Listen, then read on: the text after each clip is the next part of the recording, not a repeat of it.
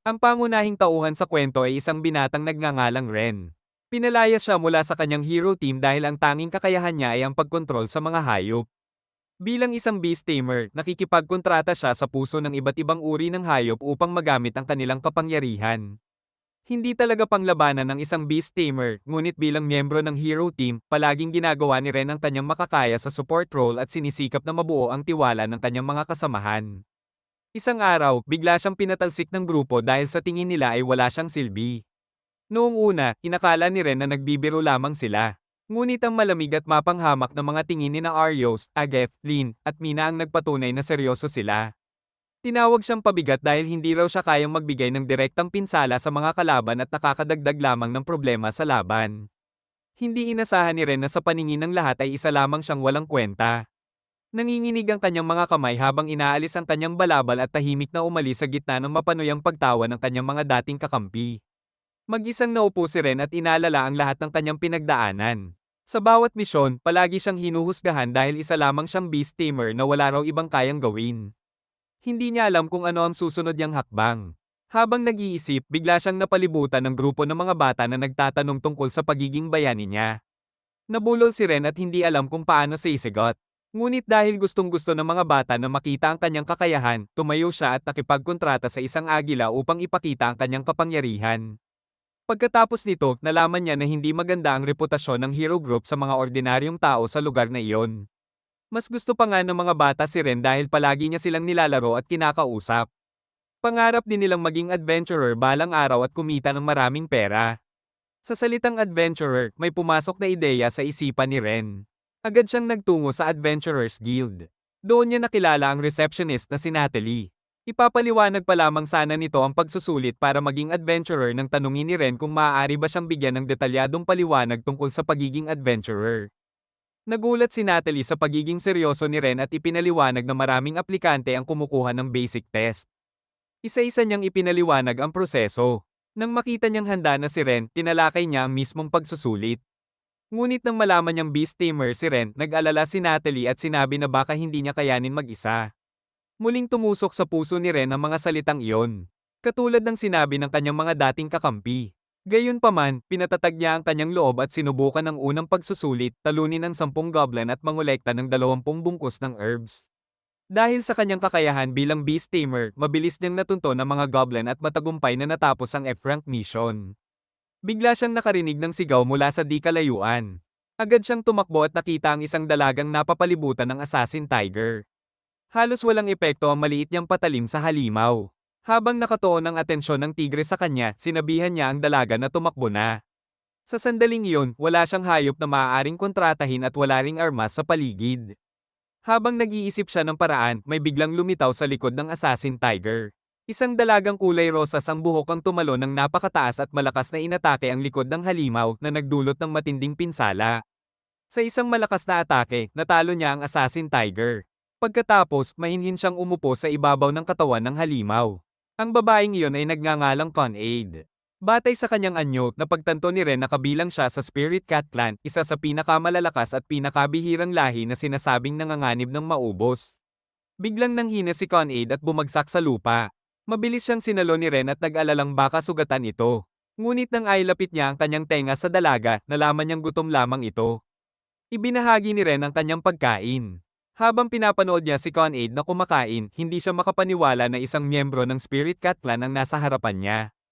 Inamin ni Con-Aid na ilang araw na siyang hindi nakakain.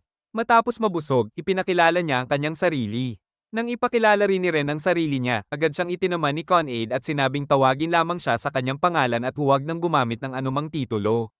Nagtanong si Ren kung bakit siya napunta sa kagubatan. Ayon kay Con-Aid, nababagot siya sa tahimik na buhay sa kabundukan kaya nagpa siya siyang maglakbay. Sa paglalakbay na iyon, nakilala niya si Ren. Hiniling ni Con-Aid kay Ren na ikwento ang kanyang buhay.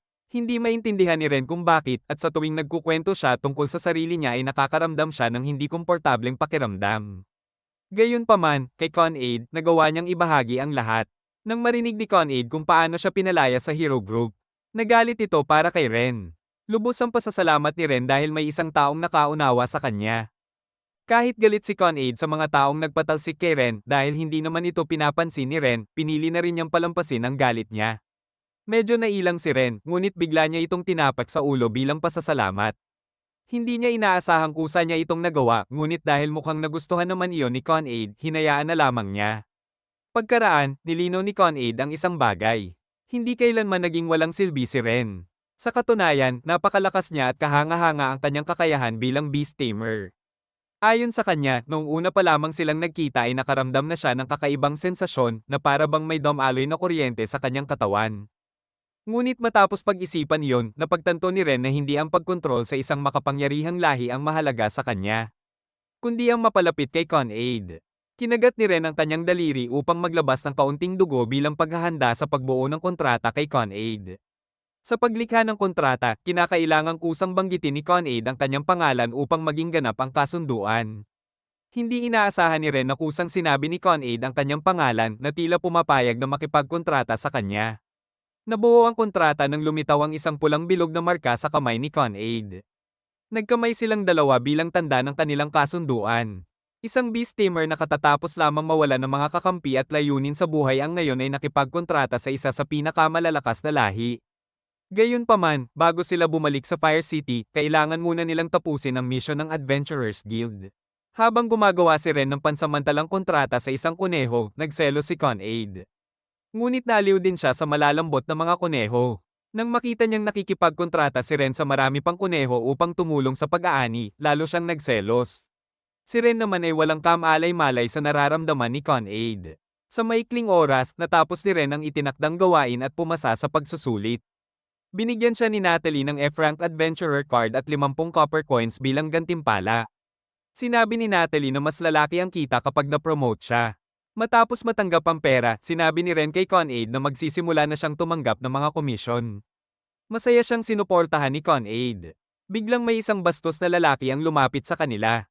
Nang makita niyang kabilang si Con-Aid sa bihirang Spirit Cat Clan, agad siyang nagkaroon ng interes. Malamig ang tugon ni Con-Aid, ngunit lalo lamang siyang naengganyo at inaya pa siyang uminom. Minamaliit din niya si Ren sa harap ni Con-Aid. Nangunot ang noo ni Con-Aid at hindi nagdalawang isip na ipahayag sa harap ng lahat na si Ren ang master na kumukontrata sa kanya. Nagulat ang lalaki at natawa. Hindi siya makapaniwala na may kayang kumontrol sa Spirit Cat Clan. Dahil dito, hinamon niya si Ren ng laban at itinaya pa si Con-Aid. Kung iiwas si Ren, maaaring manggulo pa rin ang lalaki kay Con-Aid. Kaya tinanggap niya ang hamon. Ilang segundo lamang ang lumipas ay agad niyang natalo ang lalaki. Hindi niya namalayan kung paano nangyari iyon. Samantala, ang kalaban ay napahawak sa braso at sumisigaw sa sakit. Narinig ni Natalie ang kaguluhan at agad na lumabas. Nang makita niyang ang lalaking iyon ang matagal nang nanggugulo sa guild, humingi siya ng paumanhin kay Ren at sinabing pinag-iisipan na nilang tanggalan ito ng adventurer status. Ngunit bago pa siya matapos magsalita, hinawakan ng lalaki ang kanyang palda. Agad siyang kumilos at tinuruan ito ng leksyon. Pagkatapos nito, tinanong ni Natalie si Ren kung bakit habang kumukuha ng adventurer test, nakagawa pa siya ng kontrata sa isa sa pinakamalalakas na lahi. Dahil sa seryoso niyang tono, natakot sina Ren at Con-Aid at agad na humingi ng paumanhin. Nang mapansin ni Natalie na nasobrahan siya, humingi rin siya ng paumanhin at nagpaalam upang asikasuhin ang iba pang gawain. Habang naglalakad, hindi pa rin maintindihan ni Ren kung paano niya natalo ang lalaki.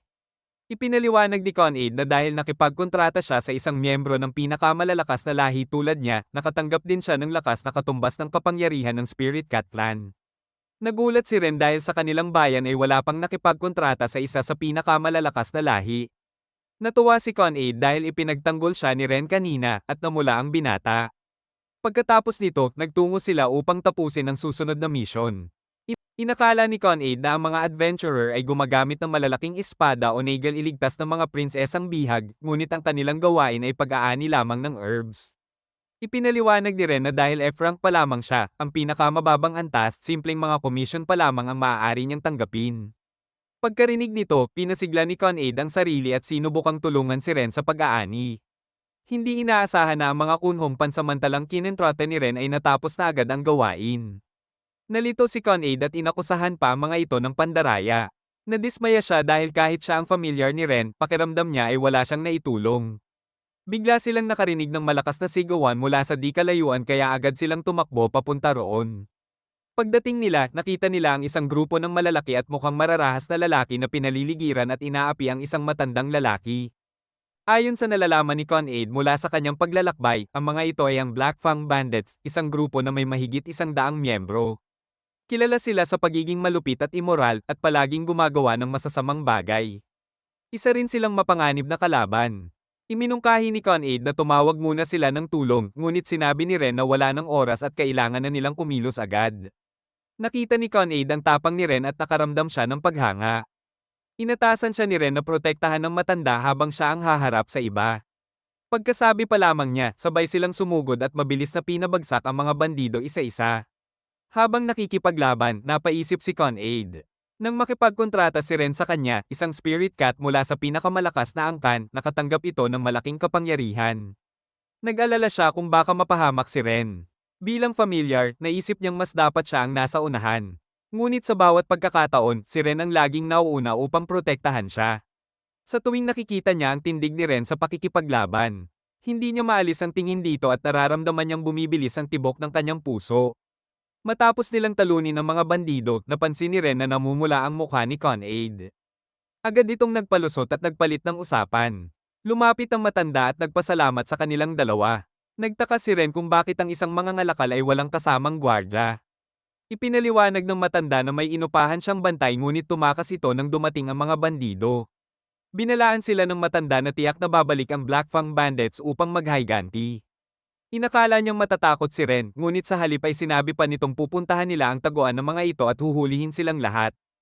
Alam ni Ren na kung hindi sila pipigilan, ang mga mangangalakal sa bayan ang magiging susunod na biktima. Sa tulong ng isang maliit na ardilya na kinentrate niya, natunto ni Ren ang kanilang pugad.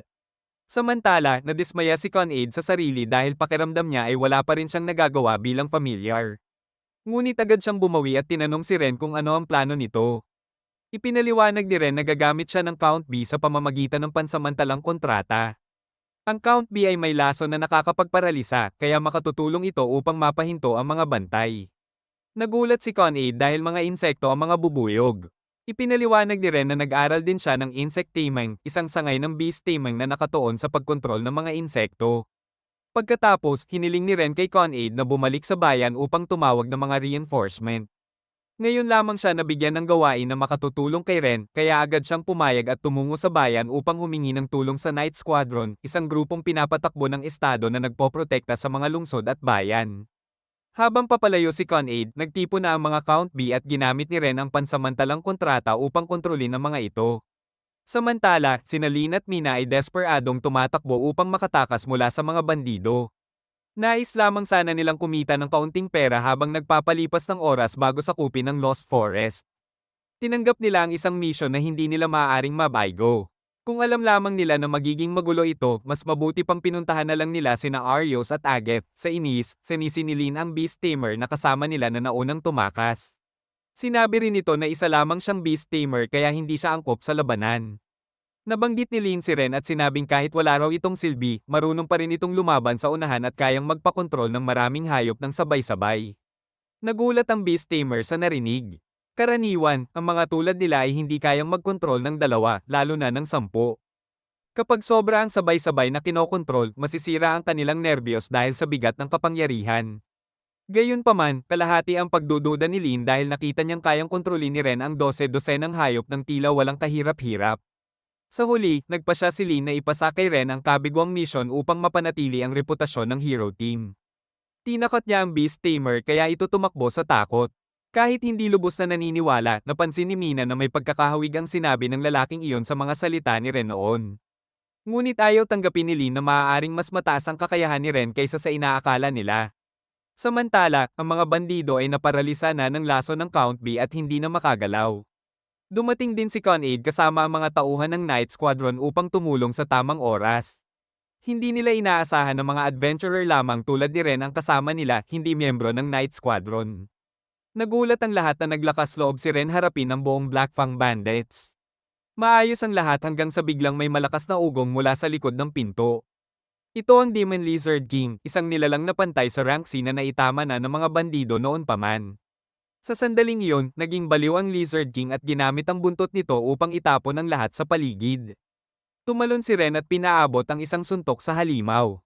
Sumunod si Con-Aid sa pamamagitan ng pagtama sa panga nito, sinabihan ni Ren ang lahat na lumikas sa labas habang siya at si Con-Aid ay nanatili upang labanan ang halimaw.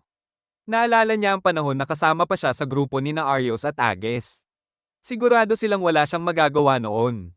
Ngunit ngayon, iba na siya at may kasama na siyang malakas, si Con-Aid. Nag-aalala at nanalangin ng mga tao sa labas para sa kaligtasan nila. Sa kabutihang palad, nakatayo silang ligtas sa harap ng lahat matapos ang laban. Sa sitwasyong iyon, tila nakatanggap si Ren ng pagkilala mula sa lahat kahit pinalayas siya sa hero team dahil sa kakayahan niyang hindi gaanong napapansin. At higit sa lahat, ang simpleng pagiging kasama si Con-Aid ang nagbigay sa kanya ng lakas ng loob. Pagkaraan ng maraming araw na pagtulog sa labas, nakarente sila ng kwarto. Mukhang tuwang-tuwa si Con-Aid sa komportableng kama. Ngunit nagulat si Ren dahil pinilit sila ng staff na magbahagi ng kwarto. Simula pa lang, gusto ni Ren na magkahiwalay ang kanilang kwarto, hindi isang kwarto na may dalawang kama kasama ang Catgirl. Nagboluntaryo si Ren na isuko ang lahat at matulog sa labas na nagulat si Con-Aid. Hinayla siya nito pabalik dahil nakarenta na sila ng kwarto para sa isang linggo. Kailangan niyang ipaliwanag na hindi pwedeng magkasama sa kwarto ang lalaki at babae. Sa simula, tumanggi si Con-Aid at sinabi na hindi niya alintana ang pagbabahagi ng kwarto. Ngunit biglang namula ang kanyang mukha at mahina niyang sinabi na pwede na lang kung hindi gagawa si Ren ng anumang hindi naangkop. Nagbigay si Ren ng paliwanag tungkol sa prinsipyo ng buhay at pinaalalahanan si Con-Aid na huwag basta magtiwala kahit sa kanya dahil kakakilala pa lamang nila ang isa't isa. Pagkatapos nito, sinabi ni Con-Aid na hindi siya basta-basta nagtitiwala sa lahat gaya ng pagtitiwala niya kay Ren. Sa gabing iyon, habang natutulog si Ren, may isang pusa sa tabi niya na nagbabantay. Sa kanyang puso, naisip ni Con-Aid na mabuti si Ren dahil sa mga nakaraang tao na nakilala niya, karamihan ay may masamang intensyon, gusto lamang silang samantalahin para sa pera o katanyagan. Ngunit iba si Ren. Wala siyang ibang layunin kundi ang tulungan siya. Nakipag-ugnayan siya sa kanya ng normal bilang isang tao na labis na ikinatuwa ni Con-Aid. Alam niya rin ang sakit sa puso ni Ren dahil sa pagpapaalis sa kanya sa hero team at nais niyang pagalingin yon kahit na mukhang nakaraos na siya sa labas. Alam ni Con-Aid na naroon pa rin ang sugat sa kanyang puso. Lumipas ang isang linggo mula nang magkakilala sila. Matagumpay nilang natapos ang mga komisyon at na-promote si Ren sa E-Rank Adventurer. Ngayon, nakatanggap sila ng balita mula kay Natalie tungkol sa isang delikadong gatekeeper sa Stainbridge, isang pasaway na laging nakikipaglaban sa sinumang tumatawid sa tulay. Wala namang nasawi ngunit bumaba ang bilang ng mga taong tumatawid. Hinikayat ni Natalie si Ren na tanggapin ang komisyon dahil walang rank limit at ang gantimpala ay 5 gold coins. Agad itong tinanggap ni Ren. Pumunta sila sa Stainbridge, ang nag-iisang daan mula sa sentro ng kontinente kung saan matatagpuan ang Horizon City patungo sa Southern Continent. Namangha si Con-Aid sa magandang tanawin at nagtataka kung anong klase ng tao ang gatekeeper. Si Ren rin ay nagtataka kung wala namang nasawi, dapat may testimonya ng mga biktima. Ngunit nanahimik ang mga pinagbintangan kaya wala silang impormasyon. Dahil hindi malinaw ang totoong pagkakakilanlan ng kalaban, palagi siyang nagpapaalala sa sarili na maging maingat. Sa pagkakataong iyon, napansin ni Con-Aid ang isang lumilipad sa langit. Nang masusing tingnan, isang miyembro ng bihirang Dragon Clan ang kanyang nakita, isang cute na Dragon Girl. Ang babaeng ito ay si Tonya mula sa Dragon Clan. Nang marinig niyang tinatawag siyang gatekeeper, hindi siya natuwa. Bilang isang dragon na may mataas na posisyon, tiwala si Tonya na mula pagkabata ay sadyang sinanay siya para maging malakas. Sa Dragon Clan, sa edad na 15, nagsisimula na silang maglakbay upang maging tunay na malakas. Talagang naghahanap si Tonya ng malalakas na kalaban at sa harap niya ngayon ay isang top adventurer at isang miyembro ng Spirit Cat Clan na nagbigay sa kanya ng interes. Naramdaman ni Con-Aid na wala na silang ibang pagpipilian. Mukhang kailangan nilang labanan ng isang dragon mula sa isa sa pinakamalalakas na clan. Pinakalma rin niya si Rain at sinabing huwag siyang mag-atubiling ilabas ang buong lakas niya dahil siya mismo ay mula rin sa isang makapangyarihang lahi. Kaya nagkasundo silang harapin si Tonya. Sa simula pa lang ng laban, si Tonya agad ang kumilos. Isang mabilis na atake ang ipinadala niya kay Rain at napalayo ito sa lakas ng impact. Kasunod noon, ibinuga ni Tonya ang kanyang apoy patungo kay Con-Aid. Sa hindi inaasahang pagkakataon, hindi ito nakaiwas agad. Nasunog ang kanyang buntot ang ipinagmamalaki niyang cattail at agad siyang napuno ng galit. Dahil dito, mas lalo pang nag-init ang dugo ni Con-Aid. Determinado siyang turuan ng leksyon si Tonya. Sabay silang sumugod at nagbanggaan sa harap ni Rain na namangha sa halos pantay nilang lakas. Sumali rin si Rain upang suportahan si Con-Aid pero mabilis siyang hinarang ni Tonya. Sa isang iglap, hinawakan niya silang dalawa at inikat na parang mga kuliglig. Inilabas ni Tonya ang kanyang huling atake, isang matinding bugso ng apoy sa maximum power. Sa kabutihang palad, sa huling segundo ay nagkaisa sina Rain at Con-Aid at nakalapag ng maayos habang iniiwasan ng napakalakas na apoy. Matapos makipaglaban sa isang miyembro ng Dragon Clan, napagtanto ni Rain kung bakit kabilang ito sa pinakamalalakas na lahi. Kaya nagpasya siyang gamitin ang sarili niyang estilo bilang isang beast tamer. Iniwan niya si Con-Aid upang pigilan muna si Tonya. Masunarang tumango ang Spirit Cat at sunod-sunod na suntok ang pinakawalan kay Tonya, parang isang mabangis na tigre. Samantala, tumutok si Rain at inalala ang presensya ng isang hayop na naramdaman niya kanina sa labanan. Gumawa siya ng pansamantalang kontrata sa isang agila upang tawagin ang mga kapwa nito. Bumalik si Rain dala ang isang grupo ng mga agile ang kakakontrata lang niya.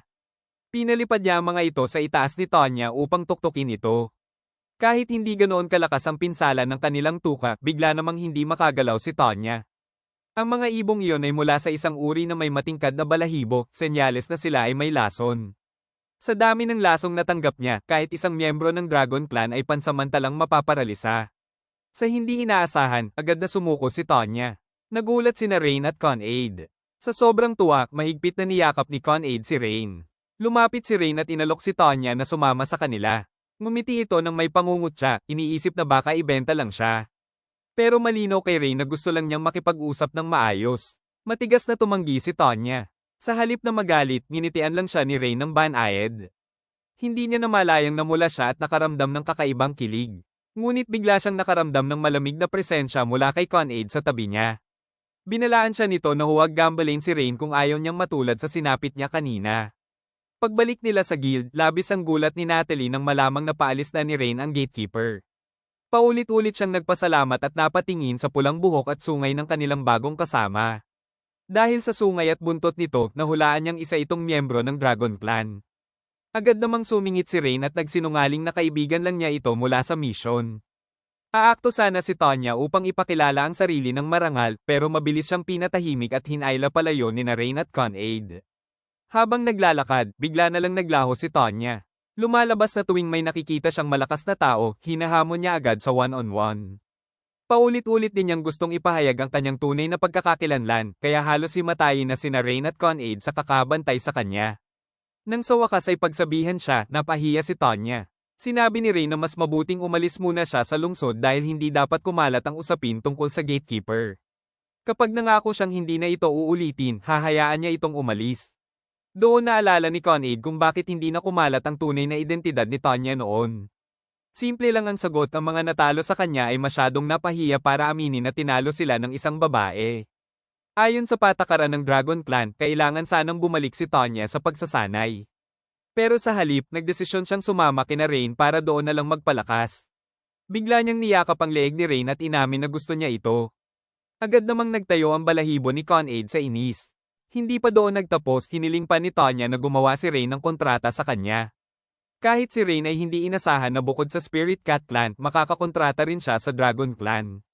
Nang mabuo ang kontrata, lumitaw ang pulang marka sa kamay ni Tonya. Doon niya naramdaman ang kakaibang koneksyon, para bang palagi siyang nakaugnay kay Rain at kailangang sumunod sa kanya. Samantala, pakiramdam ni Rain ay naubos na ang lahat ng swerte niya sa buhay.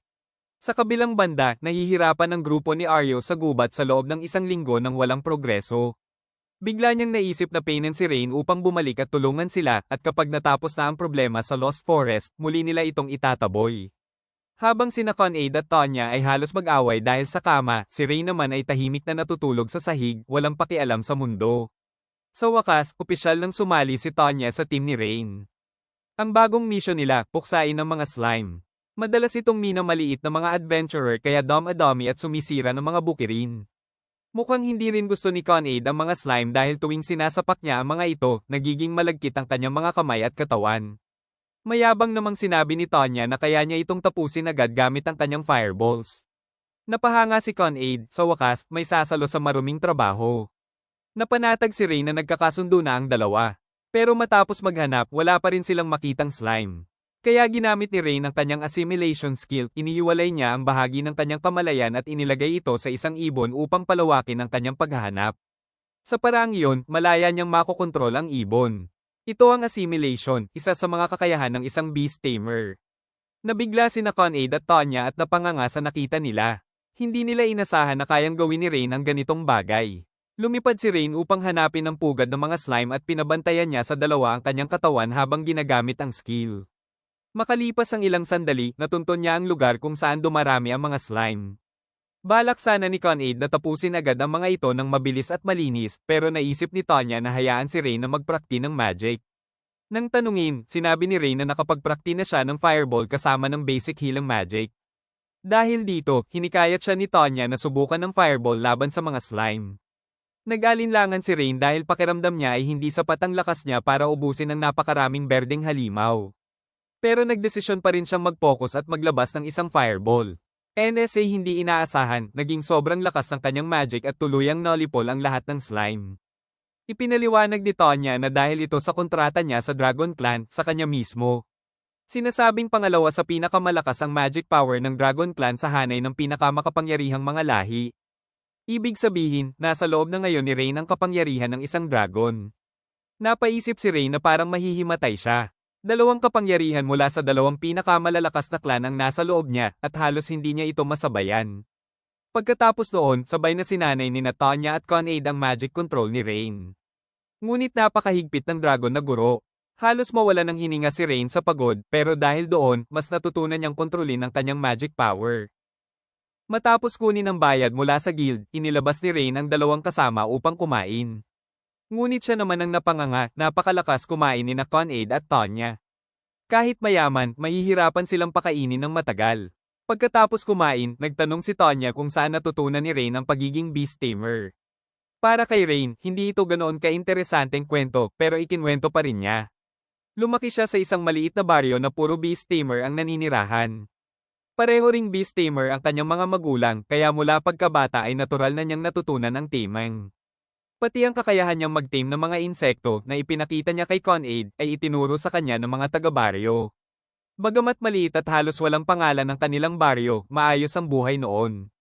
Ngunit wala na ngayon ang kanyang bayan. Nang marinig yun, nakaramdam ng kaunting guilt sina Con-Aid at Tonya dahil nabanggit nila ang masakit na nakaraan ni Rain. Pero gusto talaga nilang mas makilala pa siya. Sa una ay nag-atubili si Rain, pero naisip niyang magkakasama na sila bilang team, kaya nagpasya siyang ikwento ang lahat. 12 taong gulang siya noon. Abala ang kanyang mga magulang at hindi siya nabantayan habang nagpapraktis siya ng taming sa training ground sa gilid ng baryo. Hanggang paglubog ng araw siyang nagsanay. Nang dumilim na, napansin niyang kahit gabi na ay kulay pula pa rin ang langit. May kakaiba siyang naramdaman kaya agad siyang tumakbo pa uwi. Ngunit huli na ang lahat. Nilamon ng apoy ang buong baryo dahil sa pag-atake ng mga halimaw. Si Rain lang ang natirang buhay. Dumating ang mga adventurer upang iligtas siya matapos nilang matuklasan ang trahedya. Mula noon, tumira siya at nagtrabaho sa isang inn na pagmamay-ari ng kakilala ng adventurer na nagligtas sa kanya. Namuhay siya ng tahimik, pilit nagpapatuloy. Hanggang kalahating taon ang nakalipas, nakilala niya ang grupo ni Arios. Nagkataong naghahanap sila ng bagong miyembro, kaya inanyayahan siya. Agad siyang pumayag. Akala niya, kung sasama siya sa grupo ng bayani, may magagawa siya at baka mapigilan ang trahedyang tulad ng nangyari sa kanyang bayan.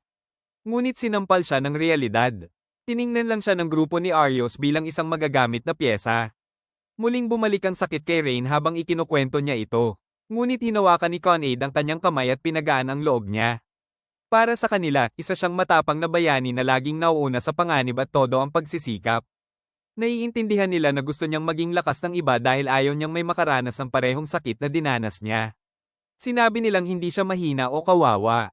Kahit si Tonya ay naiinis sa pagiging padalos-dalos niya minsan, pero sa totoo lang, pareho silang proud na siya ang kanilang master. Kinabukasan, tumanggap sila ng panibagong mission, ang pagsugpo sa mga orc. Rank ito, halos kapantay ng goblin, pero mas matalino ang mga orc dahil marunong silang gumamit ng armas.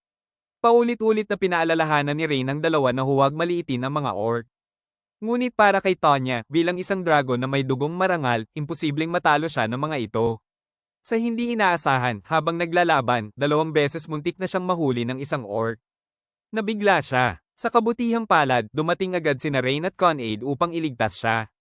Bahagyang nasugatan si Rain, pero dahil marunong siya ng healing magic, agad din siyang nakabawi. Si Tonya naman ay punong-puno ng guilt at pag-aalala, sinisisi ang sarili. Pagkatapos ng laban, tinipon nila ang mga nakuha at bumalik sa guild. Paglabas nila, napansin ni Rain na si Con-Aid lang ang tahimik at mukhang malungkot. Nang tanungin niya ito, sinabi nitong tila hindi maayos ang pakiramdam ni Tanya at umalis ito ng mag-isa.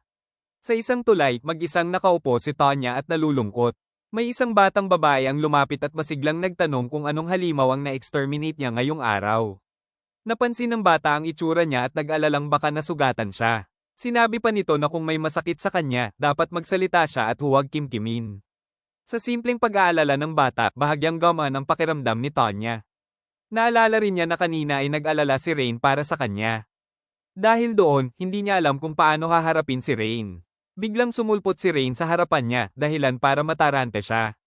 Agad siyang yumuko at humingi ng tawad sa nangyari kanina. Halos pamatak na ang mga luha niya nang marahang tapikin ni Rain ang ulo niya at ngumiti.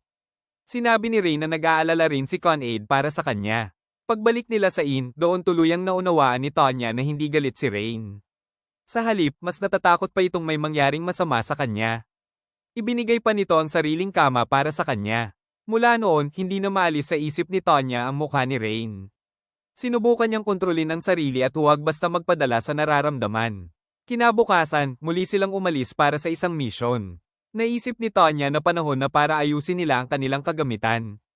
Para sa kanila ni Con-Aid na mula sa pinakamalalakas na clan, hindi iyon problema. Pero si Rain ay isang ordinaryong tao, kaya iba ang sitwasyon niya. Masaya silang naglalakad nang biglang natigilan si Rain. Sa harapan nila ay ang grupo ni Arios. Nagkasalubong sila at agad silang binati ng grupo ni Arios. Kaya inakay niya sina Con-Aid at Tanya papunta sa ibang direksyon. Makapal ang mukha ni Arios at tinawag pa siya pabalik. Tinanong kung bakit daw siya kasing lamig ng butiki. Nagkunwari pa itong magiliw at binanggit ang dati nilang samahan, sinasabing marami silang pinagsisisihan. Nang makita ni Con-Aid at Tanya na tila minamaliit ang kanilang master, agad silang humakbang pasulong at tumayo sa harap niya upang protektahan siya. Nagulat ang grupo ni Arios nang makita na kasama ni Rain ang dalawang miyembro ng pinakamalalakas na clan. Mas lalo silang hindi makapaniwala na kayang utusan ni Rain ang mga ito. Muli nila siyang inanyayahan na tumulong sa pagsakop sa Lost Forest. Dahil kaya raw kontrolin ni Rain ang mga hayop, magiging madali para sa kanya ang pag-explore ng gubat at pagbubuhat ng mga gamit. Ang malamig at walang pakundangang paraan ng pagsasalita nila ang tuluyang nagpagalit kay Rain. Noon ay itinaboy nila siya at ngayon gusto nilang siya ang magdala ng bigat ng trabaho. Ang pabago-bago nilang ugali ay halos magtulak sa kanya na suntukin ang mga ito. Kaya walang pag-aatubili siyang tumanggi. Inakay niya ang dalawang kasama upang umalis. Ngunit biglang tinawag siya ni Mina. Gumamit ito ng magagandang salita tungkol sa pagliligtas sa mundo upang kumbinsihin siya. Sinabi ni Mina ang lahat ng iyon upang maantig ang puso ni Rain. Dahil sa kwentong iyon, bumalik sa isip ni Rain ang trahedya ng kanyang nakaraan, ang larawan ng kanyang baryong nilamon ng apoy. Muling nabuhay ang sakit sa kanyang puso. Dahil sa kabutihan ng loob niya, nanaig ang awa kaysa galit. Pumayag si Rain na samahan at tulungan ng grupo ni Arios. Ngunit sa halip na pasalamatan siya, sinalubong siya ng malamig at mapangmata ng mga tingin. Para bang iniisip nilang kaya nilang malinlang ang dalawang magagandang kasama niya. Kahit labag sa loob, wala nang nagawa sina Con-Aid at Tanya dahil iyon ang desisyon ng kanilang master. Gayunpaman, malinaw ang banta nila, kailangang humingi ng maayos na tawad ang grupo kay Rain. Kahit pa raw lumuhad at yumuko ang mga ito, tatanggapin nila.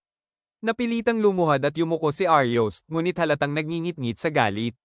Buong grupo ay puno ng pride at naniniwalang wala silang ginawang mali. Lumapit si Arios, hinawakan ng kwelyo ni Rain at sinermonan siya, sinasabing hindi niya marunong sanayin ang kanyang mga alaga. Kitang-kita ang inis sa mukha ni Rain nang marinig niyang tinawag na pets sina Con-Aid at Tanya.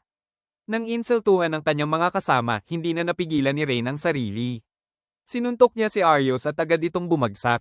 Unti-unting naging mabangis ang tingin ni Rain habang binabalaan silang huwag hahawakan ng kanyang mga kasama. Tumayo si Arios at hinamon si Rain sa isang laban. Sina Con-Aid at Tanya ang haharap sa iba pang miyembro habang si Arios at Rain ang maglalaban ng harapan. Unang laban, si Agathe laban kay Con-Aid. Punong-puno ng galit si Con-Aid. Gusto niyang iparanas dito ang leksyon at ipilit ang paghingi nito ng tawad kay Rain. Sumugod si Con-Aid na parang bagyo, halos hindi makadepensa si Agathe. Gumamit ito ng Fireblade technique at tila sapat iyon para pigilan siya. Ngunit sa isang iglap, sinipa siya ni Con-Aid at napako siya sa kinatatayuan. Nang maramdaman ni Con-Aid na iyon na ang buong lakas ng kalaban, nagpasya siyang gumamit lang ng kalahati ng kanyang kapangyarihan. Hindi na nag-aksaya ng salita si Con-Aid. Mabilis siyang lumipad papunta sa kalaban at binigyan ito ng isang malakas na sipa na nagpatalsik dito diretso sa isang puno, duguan at bagsak. Samantala, si Tonya ang humarap sa dalawang natitirang miyembro. Isang pitik lang ng daliri niya ang sapat upang inyutralize ang kanilang magic. Nakita ni Tonya ang pagkabigla sa mga mukha nila at napangiti siya, parang panahon ng ani. Pinilit ng dalawa na pagsamahin muli ang kanilang magic laban sa kanya, pero sa bawat pitik ng daliri ni Tonya, nawawala lang ito. Walang epekto ang kanilang magic sa isang miyembro ng Dragon Clan. Dahil hindi na nila siya matalo, nagsimula silang mang-insulto, tinatawag siyang butiki at pinagbubuhusan ng sunod-sunod na atake. Ngunit sa bawat pagtatangka nila, isang pitik lang ni Tonya at nabubura ang lahat. Paulit-ulit na pagkabigo ang tuluyang sumire sa kanilang fighting spirit hanggang sa bumagsak sila sa harap niya. Hindi man niya kinagigiliwan ng pagbuli sa mahihina, pero dahil ginalaw nila ang kanyang master, kailangan niyang ipakita sa kanila kung ano ang tunay na magic. Habang tumitindi ang tensyon, unti-unting nabalot ng madidilim na ulap ang kalangitan. Sa pagdilim ng kalangitan at pag-ipon ng may itim na ulap, lalo pang natakot ang dalawang kalaban. Akala nila ay tuluyan na silang tatapusin ni Tonya. Ngunit pananakot lang pala yon. Sadyang tinakat niya lang ang dalawa hanggang sa halos mahimatay sa sobrang takot. Hindi niya itinuloy ang anumang seryosong atake dahil ayaw niyang mapag-alitan siya ni Rain. Kaya hinayaan na lang niya ang mga ito. Samantala, sa simula pa lang ng laban nila, ininsulto na ni Aryo si Rain. Pero hindi siya nagpadala sa galit at hindi agad umatake. Doon nagsimula ang tunay na labanan. Ramdam ni Rain na kalaban niya ang isang tunay na hero. Kahanga-hanga ang husay ni Aryo sa espada. Ngunit hindi nagtagal, bumalik si Rain sa sarili niyang estilo bilang Beast Tamer. Ang lakas ng bawat atake niya ay bunga ng kontrata niya kay Con-Aid at ng matagal niyang pagsasanay sa pag-oobserba ng kalaban. Matagal na niyang pinag-aralan ang galaw ni Aryos, ilang hakbang bago ito umatake, ang galaw ng kamay kapag magfe-feint, pati ang ritmo ng pag-swing ng espada. Sa bawat suntok at galaw ni Rain ay nakapaloob ang pinagsamang kapangyarihan ng dalawang pinakamalalakas na clan.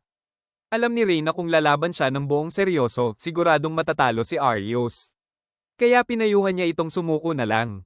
Pero nanatiling matigas si Aryos. Dahil dito, ginamit ni Rain ang teknik na natutunan niya kay Count B upang paralisahin si Aryos at pilitin itong tanggapin ang pagkatalo.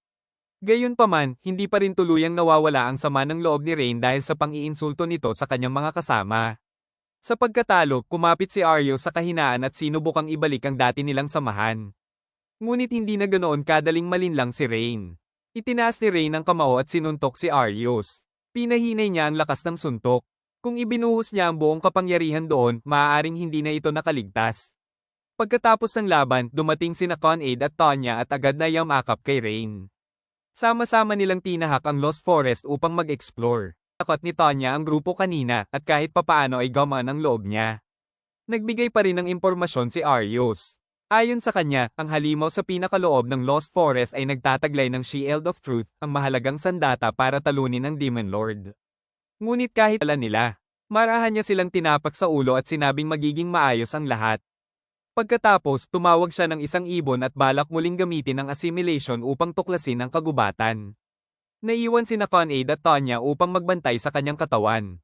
Habang lumilipad sa himpapawid, natuklasan ni Rain ang isang tagong daan. Makitid ito, ngunit tila patungo sa pinakaloob ng kagubatan.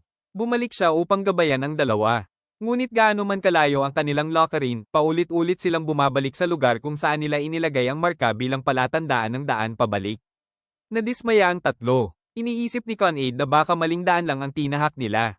Ngunit ayon kay Rain, sinundan niya ang direksyon ng isang kawan ng mga ibon habang lumilipad. Sabay-sabay silang naligaw. Maging si Tonya ay sumang-ayon kay Rain na may kakaibang nangyayari sa kagubatan. Gumawa si Tonya ng isang magic circle at dinala sila sa mismong lokasyon na pinaghihinalaan niya.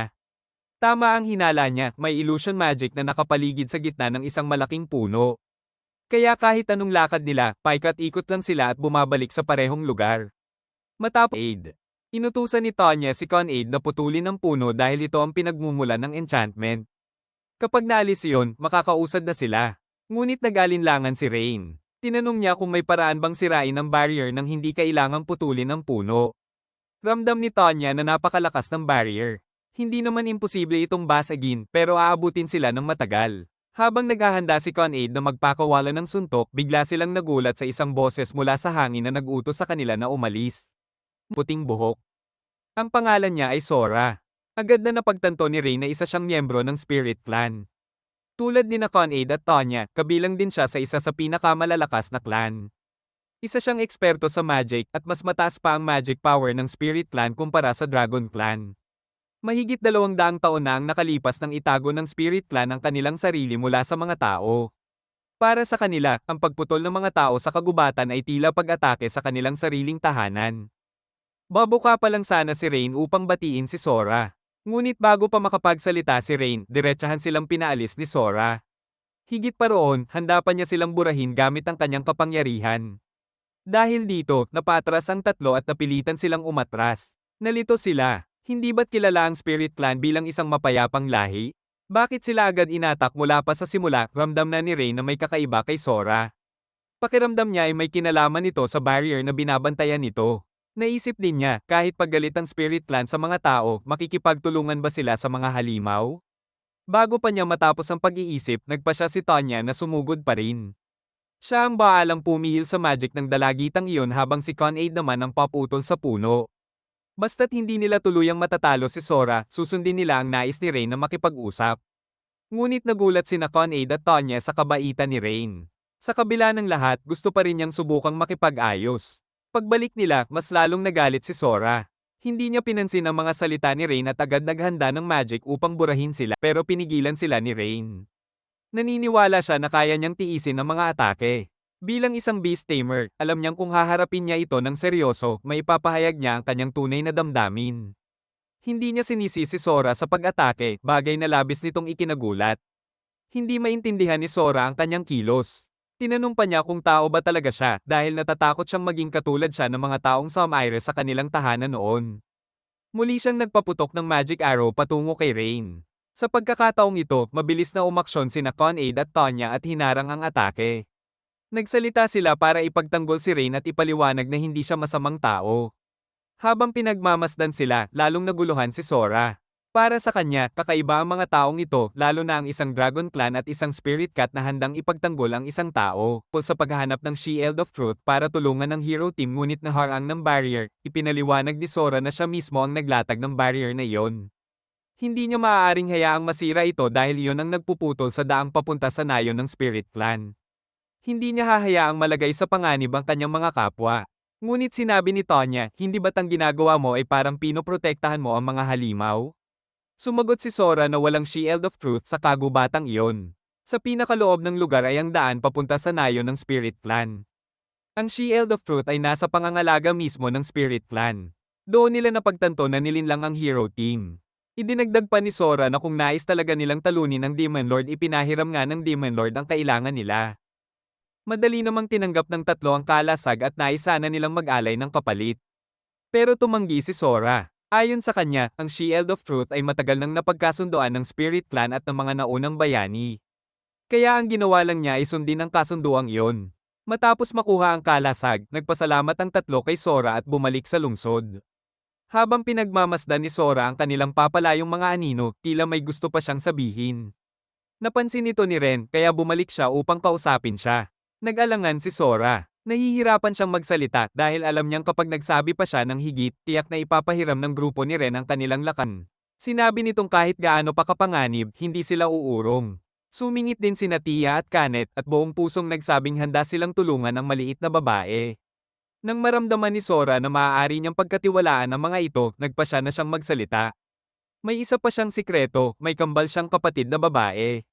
Ang pangalan ng kambal niya ay Rena. Ayon kay Sora, ang tunay na layunin ng Dark Knight ay lipulin ang mga itinuturing niyang kaaway, lalo na ang pinakamalalakas na clan.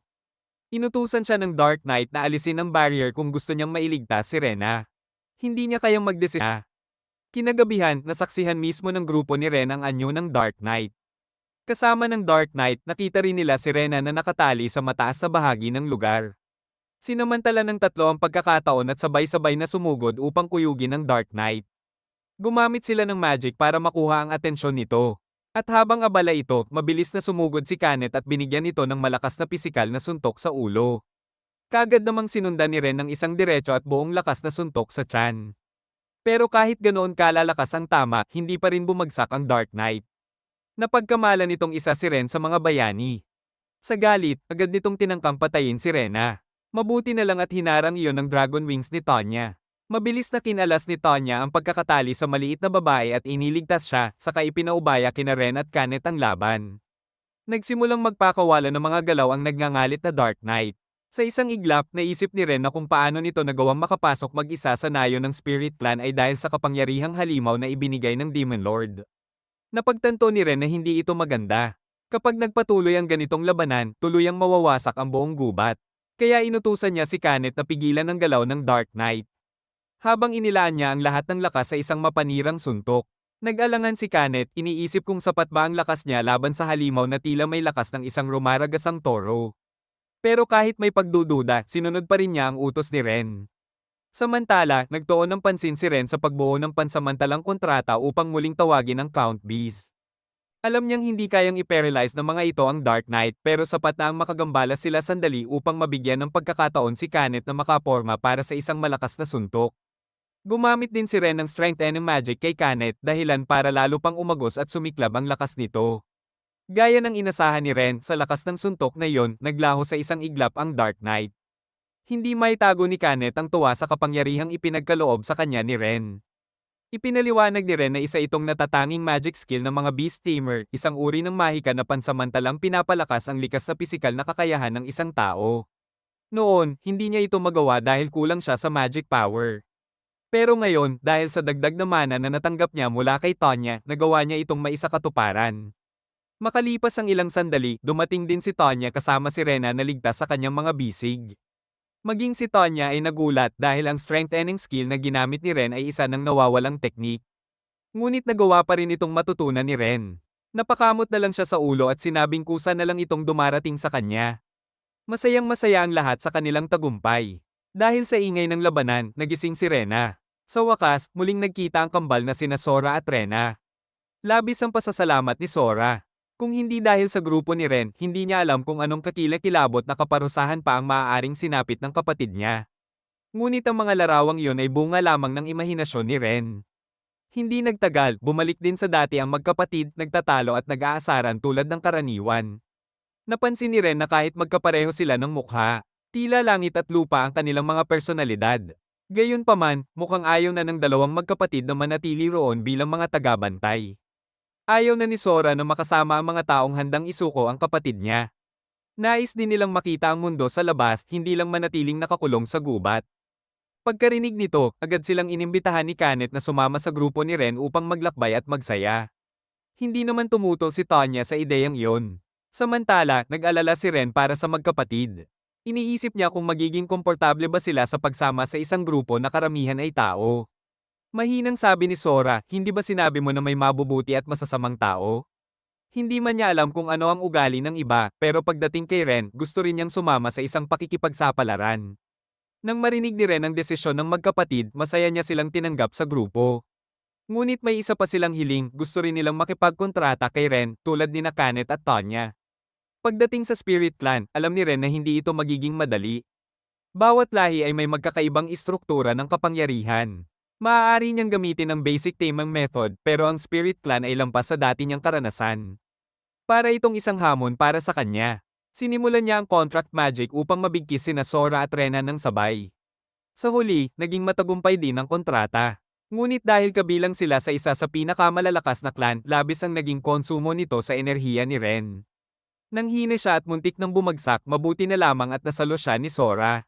Nang makita yun ni Kanet at Tonya, hindi nila maiwasang magselos. Matapos makumpleto ang komisyon, personal na nagtungo si Ren sa grupo ng mga bayani. Itinaas niya ang Shield of Truth dahilan upang mamangha ang lahat. Si Arios ay hindi pa rin matanggap ang nangyari. Sa loob lamang ng 2 araw, nagawa ni Ren ang hindi nila nakaya sa loob ng 1 linggo. Pinaghinalaan pa nga niyang peke ito. Walang sinabi si Ren at hinayaan silang suriin ang kalasag.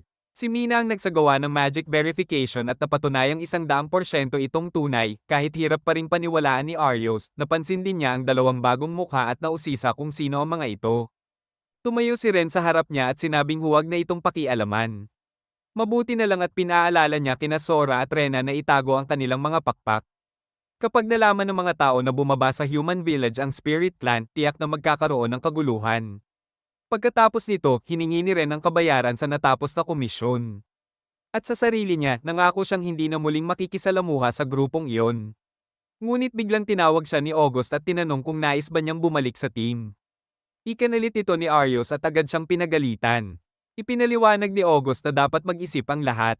Sa mga nagdaang pangyayari, malinaw na mahalaga ang suporta ni Ren. Nag-isip sandali ang iba at wala namang tumutol.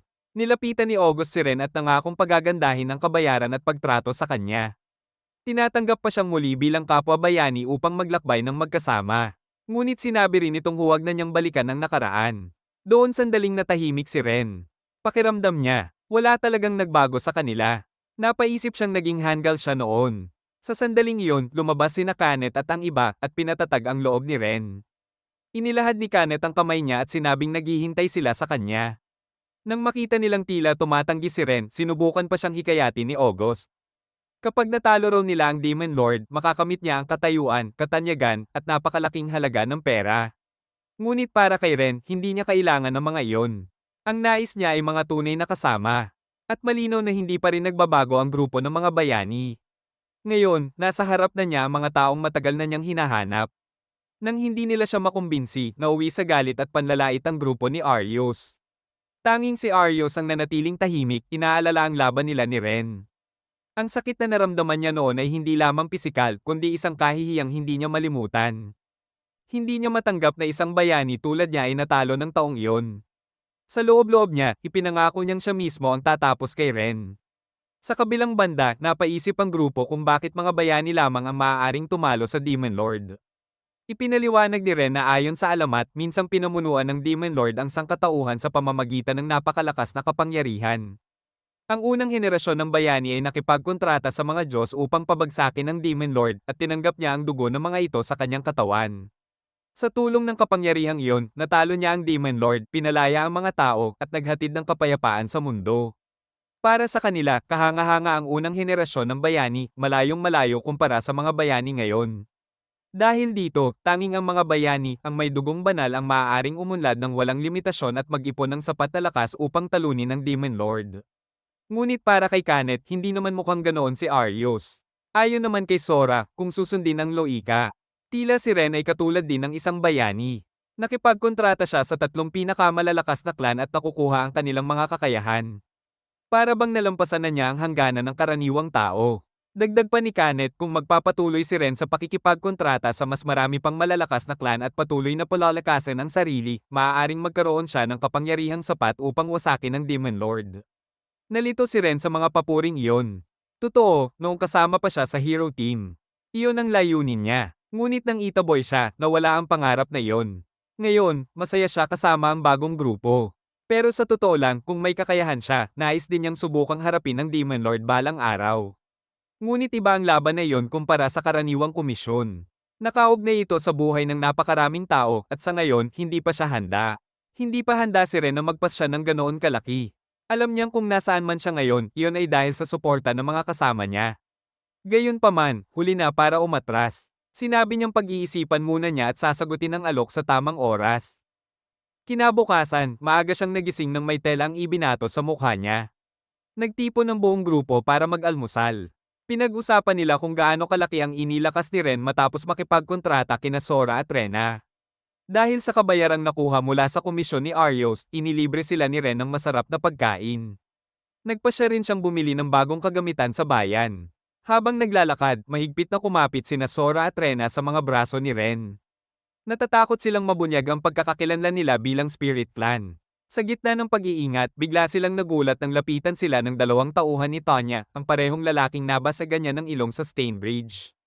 Nang marinig ang pambabala ng mga ito, halatang tuwang-tuwa si Ate Tonya.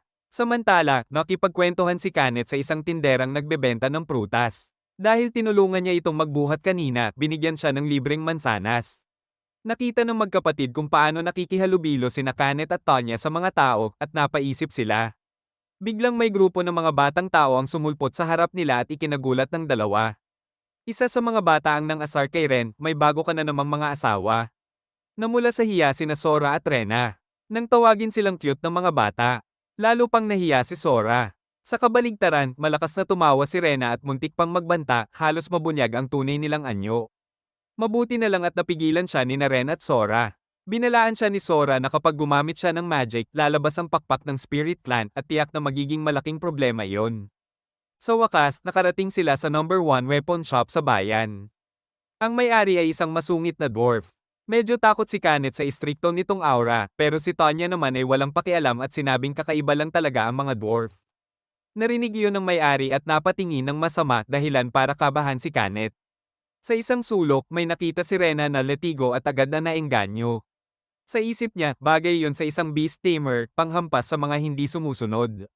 Dahil sa madilim niyang ideya, kinabahan si Sora. Si Ren naman ay pumili agad ng matalim na kutsilyong swak sa kamay niya. May kakaiba siyang pakiramdam ng hawakan iyon, kahit simple lang ang itsura, biglang pumasok ang isang matangkad at maskuladong lalaki, nagbagsak ng malaking halaga ng pera sa mesa, at umorder ng pinakamagarbong espada para sa sarili. Agad kumuha ang dwarf ng pinakamaliit na longsword at inalok sa kanya. Dito na napaisip si Ren. Lumapit siya sa may-ari at tinanong kung may itinatago ito. Sa panlabas na anyo pa lang ng mga espada. Alam niyang hindi iyon ang pinakamahuhusay. Biglang natahimik ang paligid. Pagkatapos, ngumiti ang dwarf at pinuri si Ren sa talas ng mata.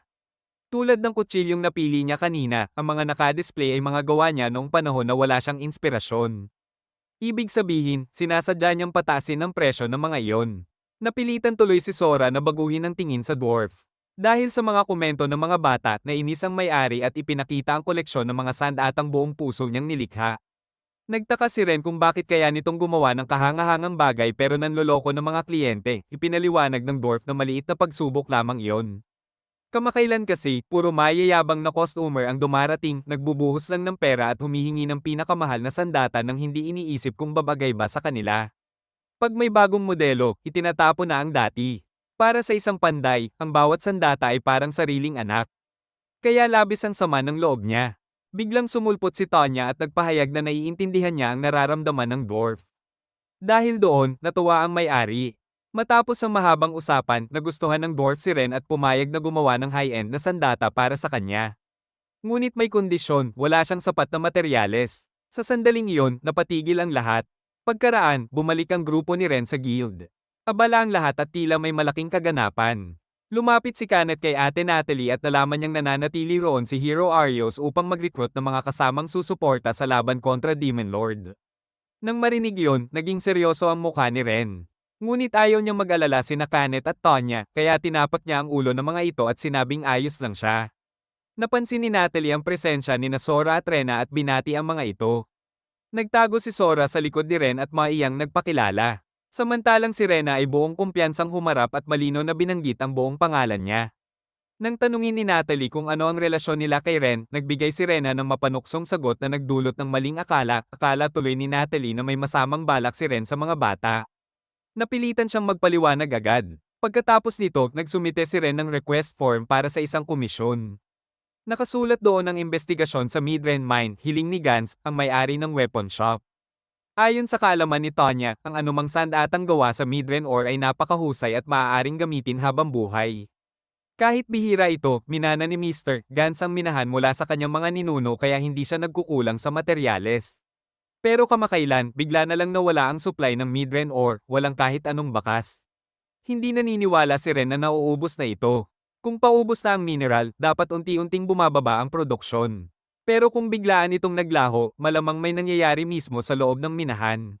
Hindi na niya kailangang magsalita pa, naiintindihan na ni Kanet at Tanya ang balak niya. Iminungkahi ni Ren kay Mr. Gans na sila na ang mag-imbestiga sa minahan. Nang makita ng dwarf ang determinasyon at tiwala sa mga mata ni Ren, pumayag siya. Nang banggitin ni Mr. Gans ang kabayaran, sinabi ni Ren na hindi siya nangangailangan ng pera.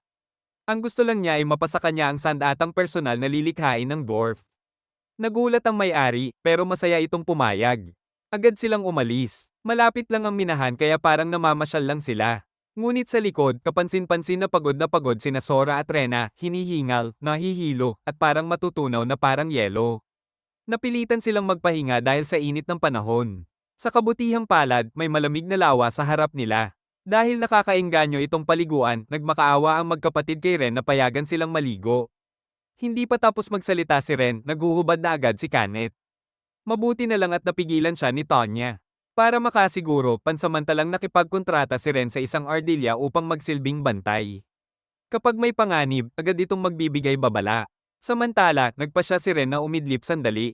Habang naliligo ang magkapatid, bigla nilang ibinuka ang kanilang mga paa sa tubig, dahilan para magtanong sina Kanet at Tonya. Lumabas ang totoong pakay, gusto nilang malaman ang sikreto kung paano magkaroon ng malaking dibdib tulad nila. Tanging aliw at biro lang ang isinagot ni Kanet at Tonya. Sinasabing lalaki rin ang kanila pagdating ng panahon.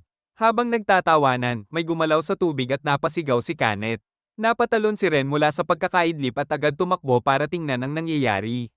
Ngunit ang totoo, si Rena lang pala ang nagpasok ng kamay sa isang isda para takutin si Kanet. Dahil sa biglaang pagdating ni Ren, nagulat ang lahat. Namula siya at mabilis na umiwas ng tingin. Napilitan siyang humingi ng paumanhin sa hukuman ng magkapatid. Hindi naman nagalit sina Kanet at Tonya, sa halip, natuwa pa silang agad siyang tumakbo nang marinig ang sigaw nila. Pinatawad siya, at bumalik ang saya sa grupo. Sa wakas, narating nila ang Midren Mine. Nagtago muna sila upang magmasid. Ayon sa hinala ni Ren, may ilegal na pagmimina roon. Maging ang mga ibon sa langit ay tila nagbibigay ng senadorya sa kanilang amo. Gaya ng inaasahan, napansin sila ng mga ilegal na minero at agresibong lumabas upang harapin sila. Napagpasyahan ni Ren na lumantad na rin sila. Inutusan niya ang mga kasama na mag-ingat at huwag sobrahan ang lakas. Ngunit sa sobrang lakas ng grupo, nawalan agad ng malay ang mga kalaban, kaya hindi na sila natanong ni Ren. Iminungkahi ni Sora na gamitin niya ang magic upang silipin ang alaala ng mga ito. Sa pamamagitan ng kapangyarihan ng magkapatid, nakita nila sa alaala ng mga lalaki ang ilegal na pagmimina at nalaman ding mga adventurer ang mga ito. Matapos tulungan si Ren, humiling sina Sora at Rena na tapikin din sila sa ulo bilang gantimpala. Tulad ni Kanet at Tonya. Wala nang nagawa si Ren kundi pagbigyan sila. Sa simpleng tapik sa ulo, tuwang-tuwa ang dalawang maliit. Plano nilang pumasok mismo sa loob ng minahan. Binalaan sila ni Ren na ihanda ang sarili, lalo na kung mabubunyag ang kanilang pagkakakilanlan. Sigurado siyang may nagmamasid sa kanila mula sa himpapawid at malamang may beast tamer din sa kabilang panig. Pagpasok pa lang nila sa minahan, isang magic fireball agad ang sumalubong sa kanila. Mabuti na lang at nasa unahan sina Sora at Rena at naiharang iyon. Desidido ang magkapatid na tapusin agad ang laban para muli silang makatanggap ng tapik sa ulo.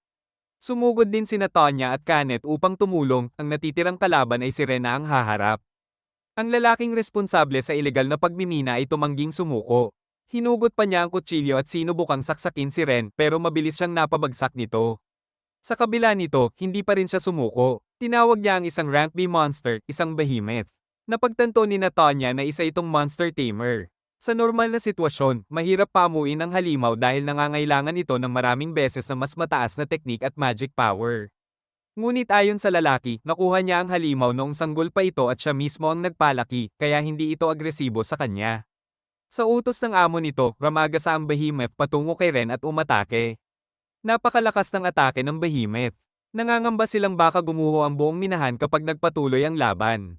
Habang nakikipaglaban, sinenyasan ni Ren ang mga kasama na ilabas muna sa ligtas na lugar ang natitirang tao. Si Tonya ang bahala sa labas habang si Kanet naman ang papasok upang tulungan si Ren. Inutusan ni Ren si Kanet na pigilan ng lalaking monster tamer. Siya naman ang haharap sa behemoth dahil malinaw na sumusunod lamang ito sa utos ng amo nito. Para mapahinto ang halimaw, mas mabilis kung ang lalaking iyon ang hulihin. Malalakas ang bawat hampas ng behemoth pero napakasimple ng galaw nito. Matapos pagmasdan, nakuha na ni Ren ang pattern ng pag-atake. Wala na itong tsansang tamaan siya. Sa kabilang panig, nagawa ni Kanet na patahimikin at pabagsakin ang lalaki. Sa sandaling iyon, may naisip si Ren na paraan para talunin ang behemoth, ngunit nag-alinlangan siya kung kakayanin niya. Biglang umalingaw-ngaw sa isip niya ang mga salita ng paghikayat ni Kanet. Dahil doon, nagpasya siyang maniwala sa sarili at hindi biguin ang lahat. At doon, nagawa ni Ren ang imposible, na-tame niya ang behemoth at inagaw ang kontrol mula sa dati nitong amo. Sa normal na sitwasyon, imposibleng maaga ang dominion ng isang beast tamer. Ngunit kung totoo ang sinasabi ng lahat na lampas na siya sa limitasyon ng isang ordinaryong tao, posible pala ito. Hindi matanggap ng lalaki na nawala sa kanya ang kontrol sa behemoth. Sinubukan pa niyang ipilit ang utos niya rito upang pilitin itong magpakawala ng kapangyarihan. Ngunit sa halip, siya mismo ang inatake ng halimaw. Sa mapanganib na sandali, agad na gumamit si Ren ng fireball upang patulugin ang behemoth at maiwasan ang trahedya. Hindi maintindihan ng lalaki kung bakit siya nabigo. Ipinaliwanag ni Ren na kahit pa may kontrata sa pagitan ng tao at halimaw, hindi tuluyang nawawala ang pagkapuot. Nang maramdaman ng behemoth ang pagkapuot ng amo nito, nawalan ito ng kontrol. Kaya kinailangan niya itong pigilan. Matapos imbestigahan ng grupo ng ilegal na minero, natuklasan nilang may iisang koneksyon ang mga ito, lahat sila ay bumili ng sandata mula kay Mr. Gans. Ang nabili nila ay mga sandatang ginawa noong panahong wala sa ayos ang dwarf. Nang malaman ito ni Mr. Gans, nabagabag siya. Nakaramdam siya ng guilt sa panloloko niya sa mga customer at sa mismong mga sandatang ginawa niya. Hindi siya sinisi ni Ren. Sa halip, tinapat niya ito sa balikat at sinabing sapat ng matuto at ituwid ang pagkakamali. Lahat ay nagkakamali, ang mahalaga ay baguhin ito. Pinayuhan niya ang dwarf na ibuhos muli ang buong puso sa bawat sandatang lilikhain.